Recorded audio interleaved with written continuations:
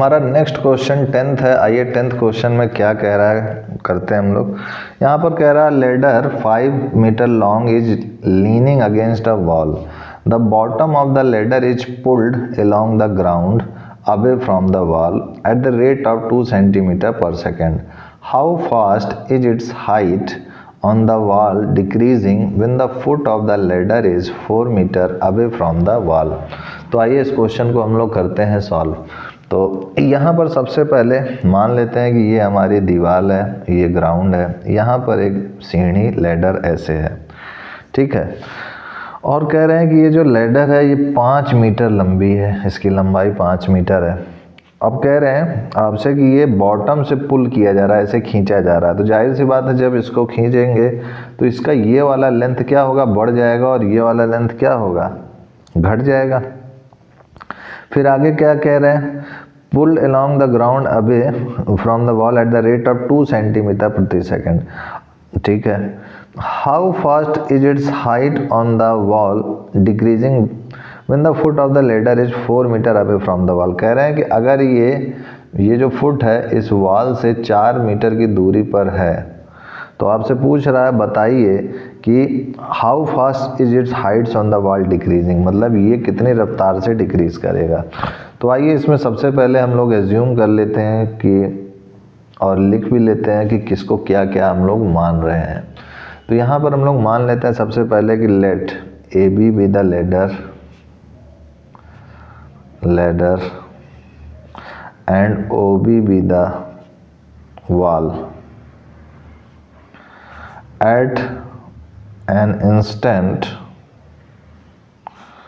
Late O A is equal to x, O B is equal to y. मान लेते हैं कि किसी भी टाइम t पर जो OA है वो x है और जो OB है वो y है, ठीक है। देयरफॉर एक्स स्क्वायर ये हो गया हमारा, this is x, this is y, तो ये हो जाएगा हमारे पास x square plus y square equal to 25। This is equation first. अब क्या करें, इसको डिफरेंशिएट कर दिए। कैसे लिखें, पाइथागोरस थ्योरम से लिखे हैं। अगर ये किसी भी टाइम t पे ये x है और ये y है, और ये तो हमें पता है कि ओरिजिन है, ये 90 डिग्री बनेगा, वाल है, और ये ऐसे तो 90 डिग्री एकदम स्ट्रेट खड़ा होगा। तो पाइथागोरस थ्योरम से ही हमने altitude square plus base square equal to hypotenuse का स्क्वायर लिख दिया।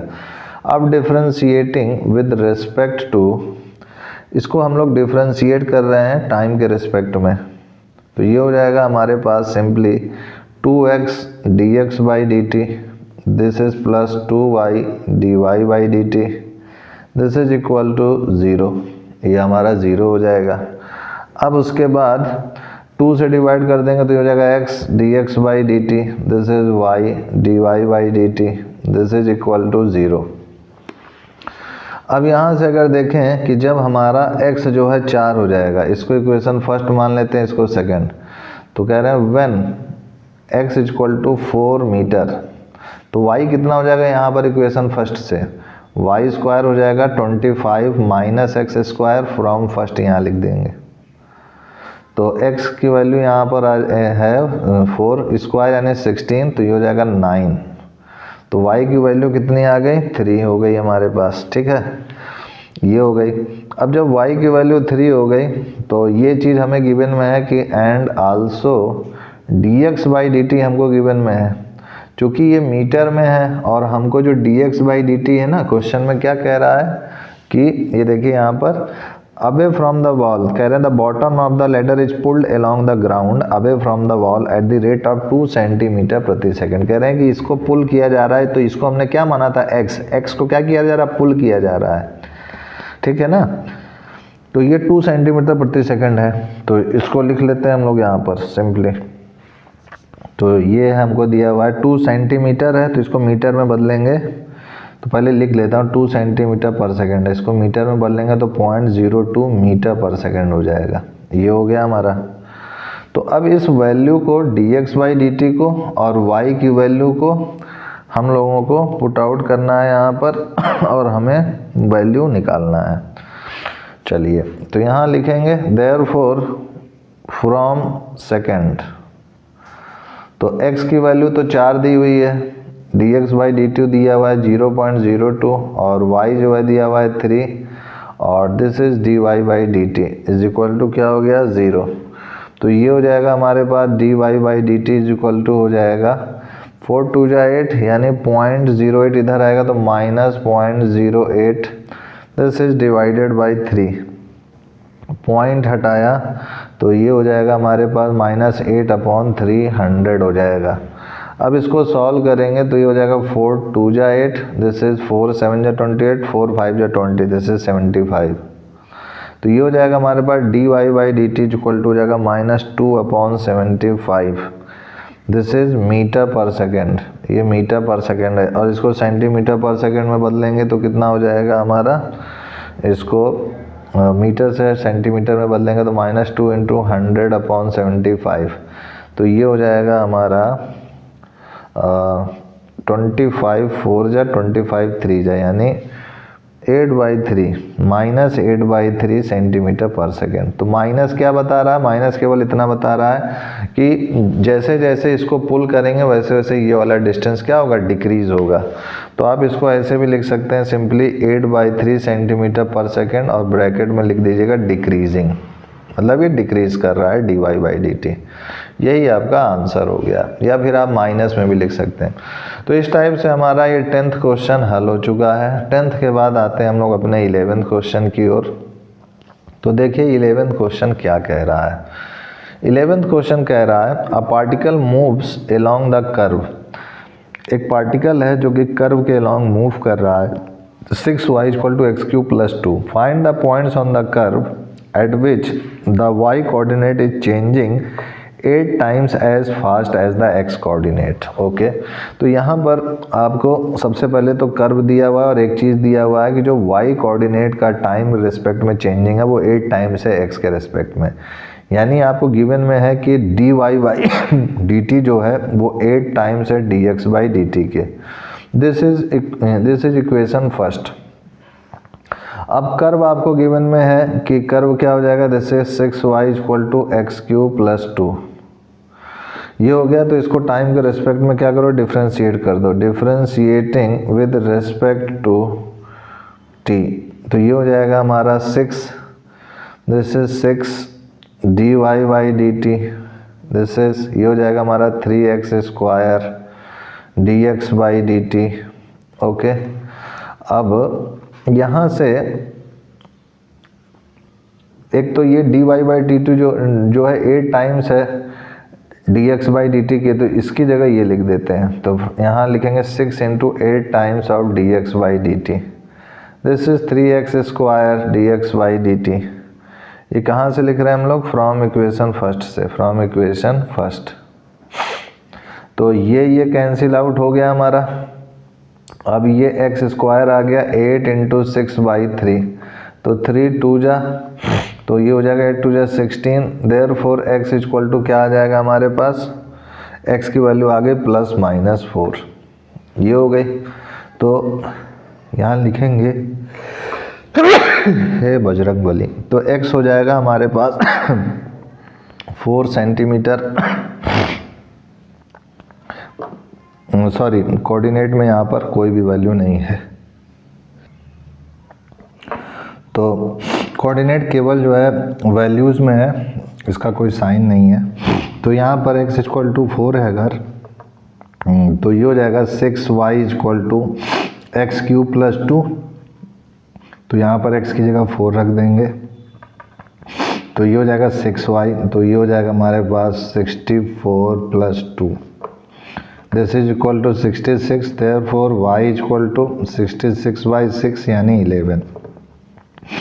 तो ये 11 आ गया। और जब x की वैल्यू जो है हमारी -4 होगी तो ये कितना हो जाएगा, 6y = -4 का क्यूब + 2 यानी -64 + 2 यानी 62 माइनस में।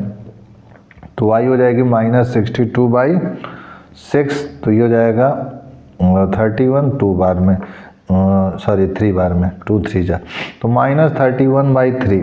तो इस तरीके से हमारे रिक्वायर्ड पॉइंट्स आ गए। Therefore required points are, required points are हो जाएगा हमारे पास दिस इज 4,11 एंड -4, -31/3, यही हमारा आंसर हो जाएगा। अब इसके बाद देखिए 11th के बाद अगर हम लोग बात करें 12th क्वेश्चन की, नेक्स्ट पेज में चलते हैं और 12th क्वेश्चन को हम लोग करते हैं।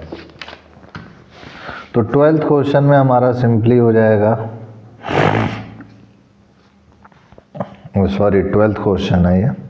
12th क्वेश्चन में हमारा देखिए क्या कह रहे हैं, the radius of an air bubble is increasing at the rate of 1/2 centimetre per second. Okay, at what rate is the volume of the bubble increasing when the radius is 1 centimetre. तो आइए इसको करते हैं। Radius जो है आपकी सबसे पहले टाइम के रेस्पेक्ट में जो है इंक्रीज कर रही है, जो कि मान दिया हुआ आपका dr/dt 1/2 सेंटीमीटर पर सेकेंड। अच्छा, इसको लिखने से पहले आप ये जरूर लिख लीजिएगा r = radius of air bubble जो कि स्फेरिकल है, इसको एज ए स्फेरिकल एज्यूम करेंगे, ठीक है। अब उसके बाद वॉल्यूम हमको पता है, वॉल्यूम क्या होता है स्फीयर का, दिस इज 4/3 πr³। तो इसको टाइम के रिस्पेक्ट में डिफ्रेंशिएट कर दीजिए, तो dv/dt = हो जाएगा 4/3 पाई और r³ का क्या हो जाएगा 3r²। तो यहाँ से अगर देखें dr/dt भी होगा आगे, क्योंकि 3r², फिर टाइम के रिस्पेक्ट में r का भी होगा, तो dr/dt बचेगा। dr/dt की वैल्यू ये रख देंगे यहाँ पर, और हमको कह रहा है कि व्हेन r = 1 सेंटीमीटर, तब बताइए dv/dt क्या होगा। तो ये हो जाएगा 4/3 पाई इंटू 3 इंटू 1 का स्क्वायर, dr/dt यहाँ से लिख देंगे इंटू 1/2 यूजिंग फर्स्ट, ऐसे लिख देते हैं इसको, इक्वेशन फर्स्ट मान लेते हैं। तो यहाँ से ये 3 कैंसिल आउट हो गया, यहाँ से ये 2 कैंसिल आउट हो गया, तो ये सिंपली हो गया हमारे पास 2 पाई केवल हो गया। तो यही आपका हमारे समझ से आंसर होना चाहिए, दिस इज 2 पाई सेंटीमीटर³ पर सेकेंड, ये आंसर हो जाएगा। 12th के बाद देखिए हमारा 13th क्वेश्चन क्या कह रहा है।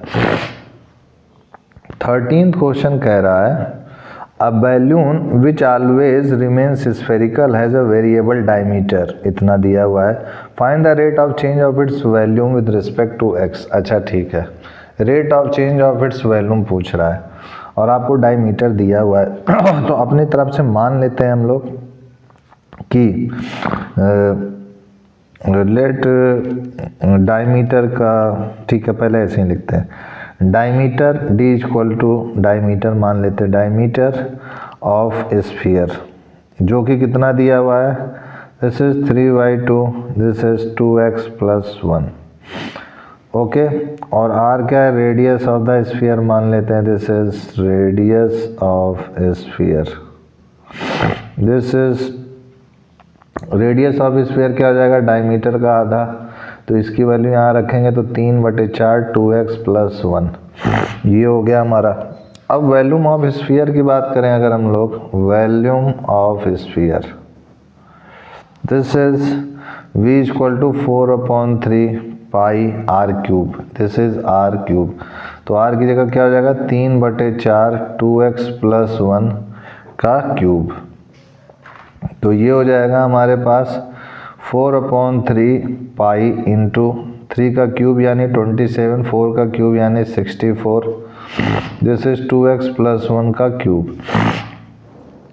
अब इसको अगर देखें तो ये 3 9 जा, ये हो जाएगा 4 16 जा, तो ये हो जाएगा 9 पाई/16 2x + 1 का क्यूब, दिस इज वॉल्यूम। तो rate of change of volume कितनी हो जाएगी, rate of change of volume ये हो जाएगा हमारे पास, इसको x के रेस्पेक्ट में डिफ्रेंशिएट कर दीजिए, 9 पाई/16 2x + 1 का होल क्यूब, ठीक है। अब यहाँ पर 9 पाई/16 कांस्टेंट है, तो इसको बाहर लिख दीजिए, 2 पाई/16 d/dx 2x + 1 का होल क्यूब। तो ये हो जाएगा 9 पाई/16, दिस इज 3 इंटू 2x + 1 का स्क्वायर इंटू 2। तो यहाँ से ये हो जाएगा 2 8 जा, तो 9 3 जा 27, दिस इज 27/8 पाई 2x + 1 का whole square, this is rate of change of volume that is centimetre cube per centimetre करेंगे। x जो है सेंटीमीटर के रिस्पेक्ट में है तो सेंटीमीटर से ही कैंसिल आउट होगा तो सेंटीमीटर स्क्वायर बचेगा dv/dx। तो फिलहाल इतना ही पर्याप्त है, यहाँ पर कोई यूनिट से लेना देना नहीं क्योंकि यहाँ पर यूनिट नहीं दिया हुआ था कि सेंटीमीटर मीटर में, इसलिए हम भी नहीं लिखेंगे, इसको ऐसे ही रहने दीजिए। यही हमारा आंसर हो गया। 13th के बाद देखिए हमारा नेक्स्ट क्वेश्चन क्या कह रहा है 14th में। 14th क्वेश्चन हमसे कह रहा है sand is pouring from a pipe at the rate of 12 cm³ per second. The falling sand forms a cone on the ground. अच्छा, in such a way that the height of the cone is always 1/6 of the radius of the base. Okay. How fast is the height of the sand cone increasing when the height is 4 cm? तो देखिए इसमें क्या कह रहा है, थोड़ा सा समझने का प्रयास करेंगे। कह रहे हैं एक पाइप से जो है सैंड को गिराया जा रहा है, तो सैंड जो है ऐसे ऐसे ऐसे ऐसे उठते हुए एक कोन का आकार ले रहा है, ठीक है। तो अगर ये इस टाइप से ऐसे कोन का आकार सपोज कीजिए ले लिया है, ओके, एक पाइप से गिराने पर, और जो वॉल्यूम बन के इसकी तैयार हो रही टाइम के रिस्पेक्ट में यानी dv/dt, ये आपको दिया हुआ है 12 cm³ per second. The falling sand forms a cone on the ground in such a way that the height of the cone is always 1/6 of the radius. जो हाइट है वो 1/6 है रेडियस के। ये रेडियस हो गई इसकी, ये हाइट हो गई कोन की, ठीक है। How fast is the height of the sand cone increasing when the height is 4 cm? dh/dt आपसे पूछ रहा है सिंपली when, जब हाइट 4 सेंटीमीटर की होगी तो आप सबसे पहले यहाँ लिख जरूर लीजिएगा। सबसे पहले यहाँ ऊपर की ओर लिखिएगा let r radius of cone और h हाइट ऑफ कोन, ये आप लिख लीजिएगा, ठीक है। और ये जो है टाइम t के रेस्पेक्ट में लगातार चेंज हो रहे हैं वॉल्यूम इसका, तो 12 cm³ per second आया है। अब हमें पता है कि कोन का जो वॉल्यूम होता है, यहाँ लिखेंगे वॉल्यूम ऑफ कोन, ये कितना होता है हमारे पास, this is v = 1/3 πr² h होता है, ठीक है। तो ये हो जाएगा हमारे पास, अगर हम लोग इसको टाइम के रेस्पेक्ट में इसको डिफ्रेंशिएट करें तो ये हो जाएगा हमारे पास सिंपली, यहाँ से r की वैल्यू क्या हो जाएगी, 6h हो जाएगी। तो यहाँ पर r की वैल्यू कितनी हो जाएगी, 6h। तो 1/3 π इंटू r की वैल्यू हो गई 6h का whole square into h, this is v। तो ये हो जाएगा हमारे पास सिंपली 1/3 π into 36h square into h यानी h³। तो ये हो जाएगा 12, तो ये हो जाएगा 12 πh³, दिस इज v। ये हो गया हमारे पास v का मान। अब इसको डिफ्रेंशिएट करेंगे t के रेस्पेक्ट में, तो यहाँ dv/dt क्या हो जाएगा, सिंपली 12 π कांस्टेंट है, d/dt h³ का होगा, this is simply 12 π into 3h² हो जाएगा। अब जो है यहाँ पर जो है और साथ में ये dh/dt भी होगा। अब कह रहे हैं when h = 4 सेंटीमीटर और dv/dt आपको यहाँ शुरुआत में गिवन में है 12 होगा, ये गिवन में है 12 π इंटू 3h की जगह हो जाएगा 4 का स्क्वायर, दिस इज dh/dt।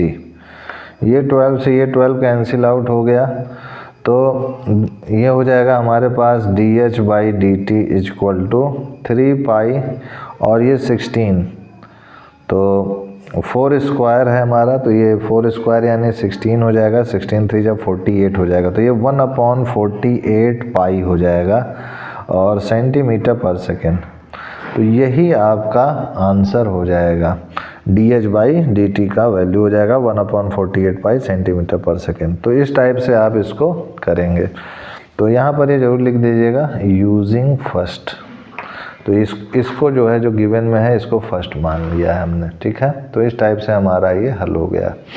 अब आते हैं हम लोग अपने नेक्स्ट क्वेश्चन 14 के बाद 15 की ओर। कह रहा है the total cost CX in rupees associated with the production of X units of an item is given by, ये पॉलिनोमियल इक्वेशन एक दिया हुआ है। Find the marginal cost when 17 units are produced. अच्छा ठीक है, जब 17 यूनिट्स प्रोड्यूस्ड हुए हैं तो बताइए मार्जिनल कॉस्ट क्या होगा। तो आइए नेक्स्ट पेज पर चलते हैं और 15th क्वेश्चन को भी हम लोग सॉल्व करते हैं।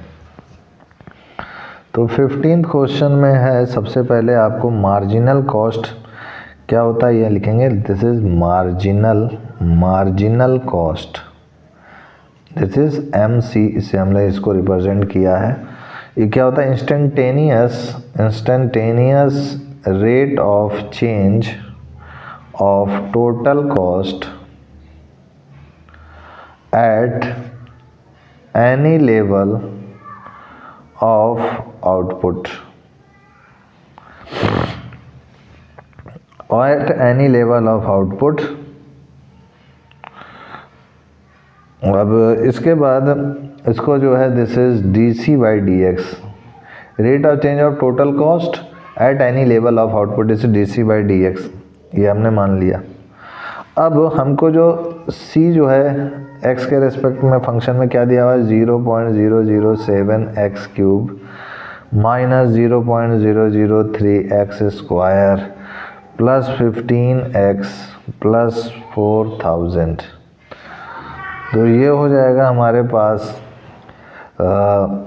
MC, this is DC/dx is equal to D/dx, this is 0.007 x cube 003 x square plus 15x plus 4000।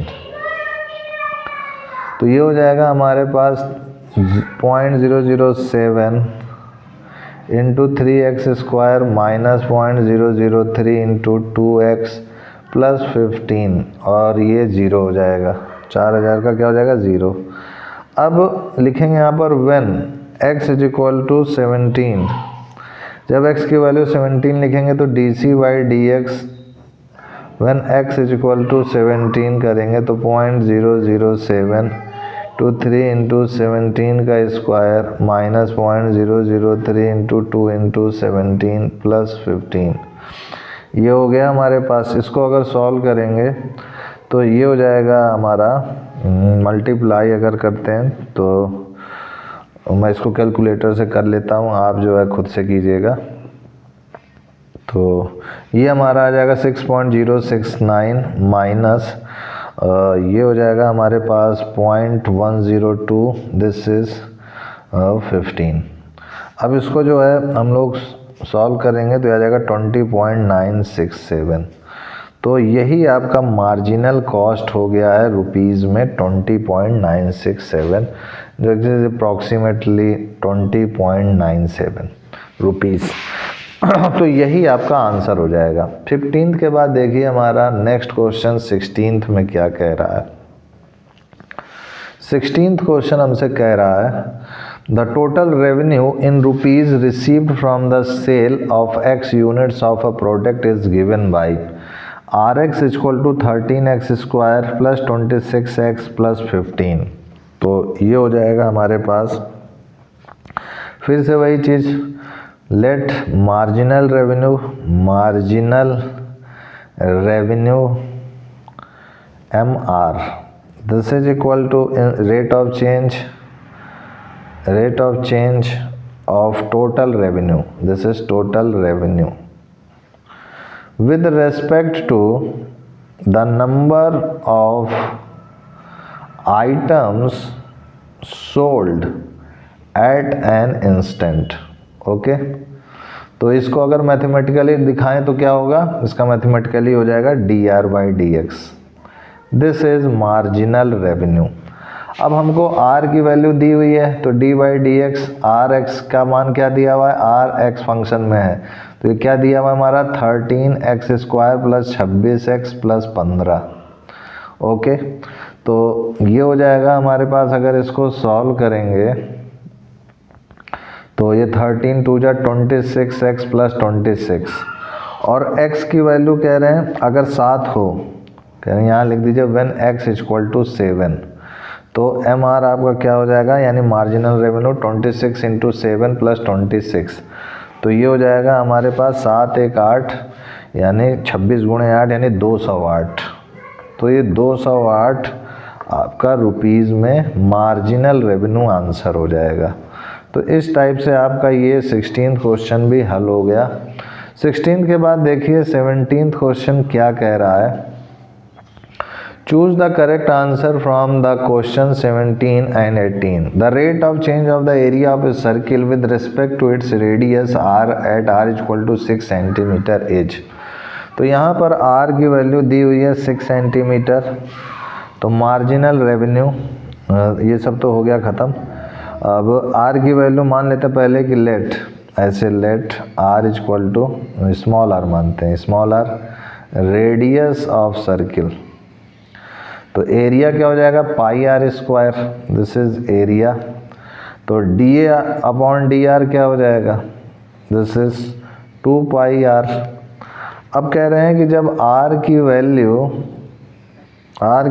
6 हो जाए तो 2 पाई इंटू 6 यानी 12 पाई सेंटीमीटर स्क्वायर पर रेडियस, यही आपका आंसर हो जाएगा। 17th के बाद हमारा नेक्स्ट हो जाएगा 18th में। 18th क्वेश्चन में आपसे क्या कह रहा है, the total revenue in rupees received from the sale of x units of a product is given by, this is rx is given. तो मार्जिनल रेवेन्यू क्या होता है dr बाई dx। तो ये हो जाएगा d by dx, this is 3x square plus 36x plus 5। तो ये हो जाएगा 3 2 जा 6x प्लस 36 मार्जिनल रेवेन्यू। तो when x is equal to 15, तो मार्जिनल रेवेन्यू कितनी हो जाएगी 6 इंटू 15 प्लस 36। तो 15 6 जा 90 प्लस 36, तो ये हो जाएगा 9 3 12 यानी 126। यही आपका आंसर हो जाएगा, यानी यहाँ पर डी ऑप्शन करेक्ट होगा और यहाँ पर आपका बी ऑप्शन करेक्ट होगा। तो इस टाइप से आपका 17th 18th ये भी क्वेश्चन हल हो गया। अब इसके बाद इंक्रीजिंग डिक्रीजिंग फंक्शंस पे बेस्ड क्वेश्चन आएंगे, उसको हम लोग नेक्स्ट वीडियो में देखेंगे। आज के लिए इतना ही मित्रों, तब तक के लिए जय गुरुदेव, जय Shri Ram and I will see you next time.